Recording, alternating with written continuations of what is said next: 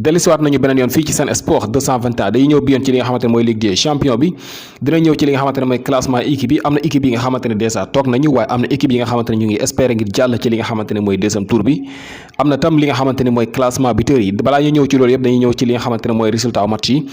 Shakhtar Donetsk dafa dalal Real Madrid dóor ko 2-0 kon Shakhtar dafa dóor Real Madrid aller ak retour Lokomotiv Moscou Salzbourg moo ko fekk dëkkam dóor ko 3-1 Inter de Milan dafa fekk Mönchengladbach dóor ko 3-2 lii sax moo jaxase groupe boobule dinañ ci ñëw léegi ci li nga xamante ne mooy classement bi. Marseille dafa dalal Olympiakos bu ki nga xamante ne mooy Pape Abou Cissé ak Ousseynou Ba dóor ko 2-1 Atlético de Madrid ak Bayern dañoo match nul 1 but partout Liverpool dafa dalal Ajax dóor ko 1-0 Atalanta ak Midtjylland ñoom itam dañoo match nul 1 but partout Porto ak Man City kenn dugalul sa morom dara 0-0 la match boobu jeexee Istanbul Başakşehir bu Demba Ba Red Bull Leipzig moo ko fekk dëkkam dóor ko 4-3 ñoom déjà toog nañu Krasnodar dafa dalal Rennes bu Alfred Gomis dóor ko 1-0 Manchester United Paris Saint-Germain moo ko fekk dëkkam dóor ko 3-1 ki nga xamante ne mooy Abdou Diallo titulaire la woon waaye Idrissa Gana Gueye mu ngi woon ci banc bi Dortmund ak Lazio dañoo match nul 1 but partout Ferencváros Barcelone moo ko fekk dëkkam dóor ko 3-0 Juventus dafa dalal Dynamo Kiev dóor ko 3-0 Club Brugge sans ki nga xamante ne mooy Krépin Diatta ndax moom dafa blessé jouéwul Club Brugge dafa dalal Zenit Saint-Pétersbourg dóor ko 3-0 Séville Chelsea bu Edouard Mendy moo ko fekk dëkkam dóor ko 4-0 lii moo doon résultat match yi ñu ñëw ci li nga xamante ne mooy classement équipe yi.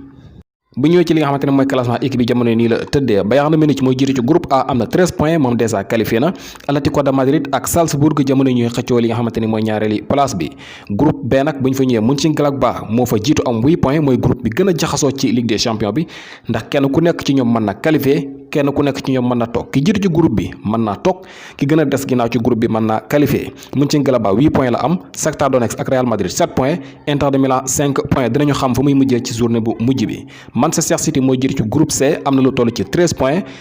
Porto nekk ci ñaareeli place bi am 10 points kon ñoom ñaar qualifié nañu Olympiakos bu Pape Abou Cissé ak Olympique de Marseille ñoom déjà toog nañu groupe D nag Liverpool bu Sadio Mané moo ko jiite am 12 points ñoom qualifié nañu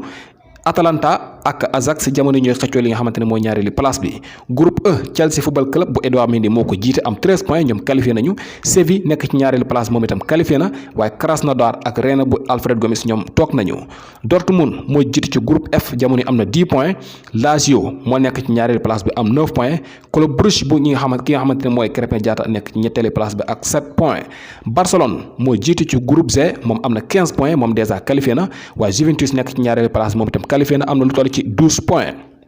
groupe H jamono yi bu ñu xoolee Manchester United Paris Saint-Germain ak Red Bull Leipzig kenn ku nekk ci ñoom 9 points la am Paris nag moo jiitu am 9 points waaye ñoom ñett ñëpp kenn ku nekk ci ñoom am na lu toll ci juróom-ñeent points dinañu xam fa muy mujjee ci journée bu mujj bi Istanbul Başakşehir bu Demba Ba moom moo nekk ci place bu mujj moom déjà toog na